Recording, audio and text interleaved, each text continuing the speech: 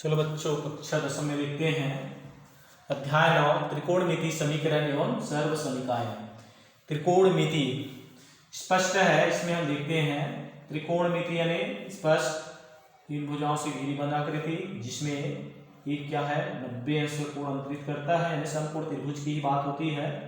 A B और ये सी, या फिर ठीक है ए बी सी। अब यहाँ पे हम देखेंगे 90 अंश कोण है, तो ये भुजा के अनुरूप जैसे ये आपका क्या होता है आधार भुजा होता है, और ये लंब और ये होता है कर्ण भुजा होता है। अब त्रिकोणमिति भुजा ये जो झुकाव है क्या है थीटा कोण से। अब यहाँ पे जैसे त्रिकोणमिति में हम जानते हैं पूर्व पढ़ चुके हैं sine theta cos theta tan, यानी साइन थीटा, तो ये क्या होता है लंब बटे कर्ण होता है। लंब बटे क्या होता है कर्ण। कॉस थीटा ये होता है आधार बटे कर्ण। टेन थीटा लंब बटे आधार, लंब बटे आधार। तो ये प्रक्रिया अनुसार हम इसमें देखते हैं साइन थीटा क्या हुआ लंब बटे कर्ण। कॉस थीटा क्या हुआ आधार बटे कर्ण। टेन थीटा लंब बटे आधार। तो इस प्रक्रिया के अनुरूप आप पूर्व इसमें हल या आप कर चुके हैं या अभी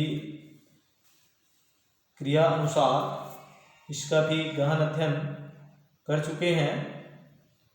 तो इसमें कक्षा 9 में भी आप इसका अध्ययन अध्यापन किए हैं, और इसी के अनुरूप में यहाँ पे भी आपका ये देखते हैं। अब इसके अनुरूप में फिर आगे और होता है कोसेक होता है, सेक होता है, और एक होता है कॉट होता है। तो ये जो प्रक्रिया है ये इसके उपरीत है। जैसे कॉट है तो आधार बटे क्या हो जाएगा लंब होगा।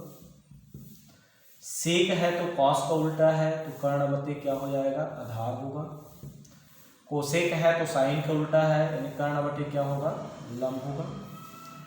तो इस तरह से ये इसके अनुरूप है। त्रिकोणमिति अनुपात है, 6 त्रिकोणमिति अनुपात होते हैं। अब इसमें हम इसके त्रिकोणमिति समीकरण की बात करते हैं। तो इसमें त्रिकोणमिति समीकरण फिर होता है जैसे इसमें साइन वर्ग थीटा प्लस कॉस वर्ग थीटा बराबर 1। फिर इसमें और जैसे इसमें और दो उप हो जाएगा, जैसे उप की स्थिति अनुसार इसमें जैसे हम करते हैं वर्ग ऋण साइन वर्ग थीटा बराबर क्या होगा कॉस वर्ग थीटा, इसी से बना है। एक में इसको घटाते हैं तो कॉस वर्ग थीटा बराबर ये होगा। फिर अपोजिट क्या हो जाएगा वर्ग ऋण कॉस वर्ग थीटा, तो ये क्या हो जाएगा साइन वर्ग थीटा। तो ये उप होता है। और इसी के अनुरूप फिर इसमें और होता है जैसे 1 + tan वर्ग थीटा 1 धन tan वर्ग थीटा, ये क्या होता है सेक वर्ग थीटा होता है। तो इसी का और रूप होता है दो, जैसे सेक वर्ग थीटा ऋण 1 बराबर tan वर्ग थीटा, और इसमें फिर और एक होता है एक कॉट वर्ग थीटा बराबर क्या हो जाता है कोसेक वर्ग थीटा। तो इस तरह से 3 और 3 का फिर दो और रूप होता है। ये मुख्यतः क्या हो गया 3 हो गया, और 3 का फिर दो इसमें और होता है 2 रूप होता है। तो ये 2 2 4 6 6 3 9, तो 9 सरल समीकरण त्रिकोणमिति सरल समीकरण है। और इसका और आगे कुछ और बनाना चाहें तो भी इसे और बन सकता है। और इसी के जैसे इसमें एक का यहाँ पे हम अनुप्रयोग अंतर्गत देख लेते हैं।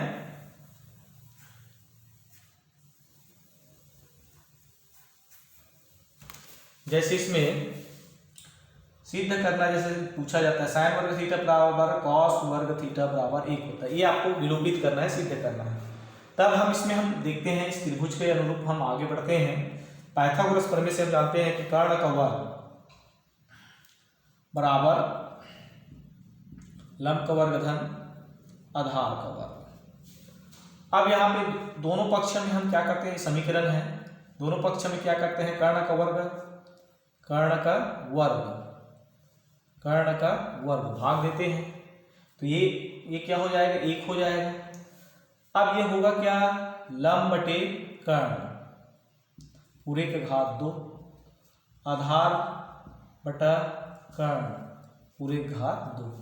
अब यहाँ पे देखें लंब बटे कर्ण क्या है, साइन, तो साइन वर्ग थीटा होगा।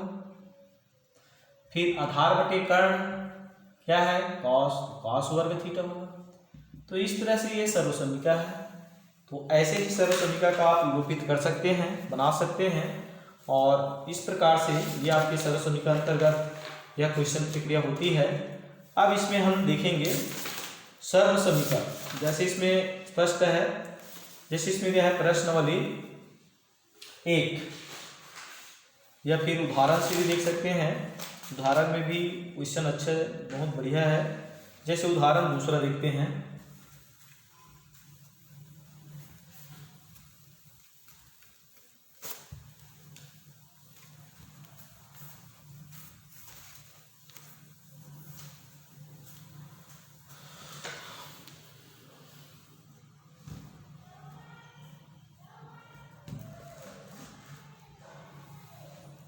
उदाहरण दूसरा सिद्ध करना है, 1 धन साइन थीटा बटे 1 ऋण साइन थीटा बराबर आपको सिद्ध करना है 1 धन साइन थीटा बटे क्या है, कॉस थीटा।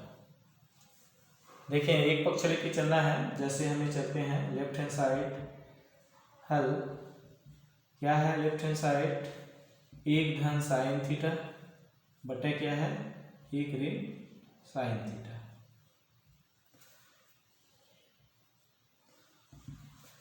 तो हम इसमें दोनों ऊपर नीचे 1 ऋण है तो धन करके इसमें हम गुणा करते हैं। जैसे 1 धन साइन थीटा का गुणा हम 1 धन साइन थीटा से करते हैं, बटा 1 ऋण साइन थीटा का गुणा हम 1 धन साइन थीटा से। तो क्या हो जाएगा, 1 धन साइन थीटा पूरे घात क्या होगा, वर्ग होगा, बटा 1 ऋण साइन वर्ग थीटा। जैसे ए ऋण है और ये क्या है, धन, ए धन बी और ए ऋण बी, सूत्र क्या होता है, ए का वर्ग ऋण बी का वर्ग। तो इस सूत्र के प्रयोग से आपका ये क्या हो जाएगा, 1 ऋण साइन वर्ग थीटा, 1 का वर्ग ऋण साइन वर्ग थीटा। तब यहाँ पे हम देखें 1 धन साइन वर्ग थीटा है तो ये आपका हट जाएगा, कुछ कर्णी हट जाएगा, बटा अब यहाँ पे देखें 1 ऋण साइन वर्ग थीटा, तो ये सूत्र क्या है, 1 ऋण साइन वर्ग थीटा बराबर क्या होता है, कॉस वर्ग थीटा होता है। तो ये आपका क्या हो जाएगा, कॉस वर्ग थीटा। तो ये भी आपका देखें यहाँ पे 1 धन साइन थीटा बटे कॉस वर्ग थीटा, यानी क्या हो जाएगा, ये कॉस थीटा। तो ये आपका कौन सा पक्ष आता है, आपका राइट हैंड साइड यहाँ पे क्लियर होता है ना, सिद्ध होता है। तो ऐसे ही सवाल इसमें मिलेगा, और प्रश्नावली में भी इस तरह से सवाल है जिसको आप सरल करेंगे।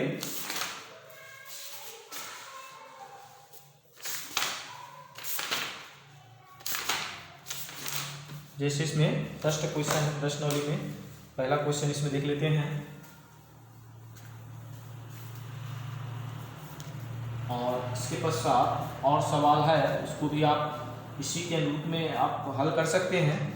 जैसे पहला क्वेश्चन है 1 बटा सेक थीटा ऋण 1 बटा सेक थीटा धन 1 बराबर 2 कॉट वर्ग थीटा। अब तो इसमें इसी प्रकार से सर्वसमीका सिद्ध करना है, तो एक पक्ष लेके चलेंगे, हल लेफ्ट हैंड साइड क्या है, 1 बटा सेक थीटा ऋण 1 बटा सेक थीटा धन 1 बराबर। तो इसमें प्रमेय के अनुसार ही इसमें हम ये करते हैं या फिर इसमें हम तिर्यक ऐसा गुणा कर सकते हैं, ध्रुवीकरण या फिर तिर्यक गुणा। तो ये आपका इस ओर से ऐसे तिर्यक गुणा होगा तो ये आपको क्या हो जाएगा, सेक थीटा धन 1 बटा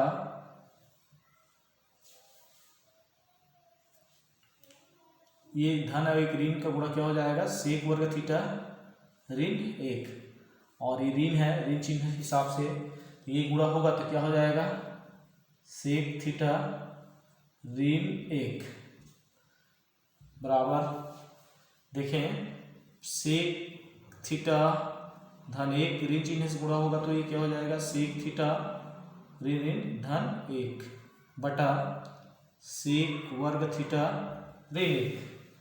अब यहाँ पे देखें सेक वर्ग ऋण थीटा, यहाँ पे सेक वर्ग थीटा ऋण 1 बराबर क्या होता है, टेन वर्ग थीटा होता है। उपसूत्र है, क्या होता है, उपसूत्र है। इस कारण से यहाँ पे आपका ये क्या हो जाएगा, कट जाएगा, क्या होगा ये 2, तो ये आपका क्या बचेगा, ये टेन वर्ग थीटा, 2 टेन वर्ग थीटा। तो यहाँ पे फिर देखें 1 बटा टेन वर्ग थीटा बराबर क्या हो जाएगा, कॉट वर्ग थीटा होता है। तो ये आपको क्या हो जाएगा, 2 कॉट वर्ग थीटा। तो इस तरह से सीधे करना कठिन नहीं है, बहुत सरल है, और इसमें आप सभी प्रश्न भी सरल कर सकते हैं।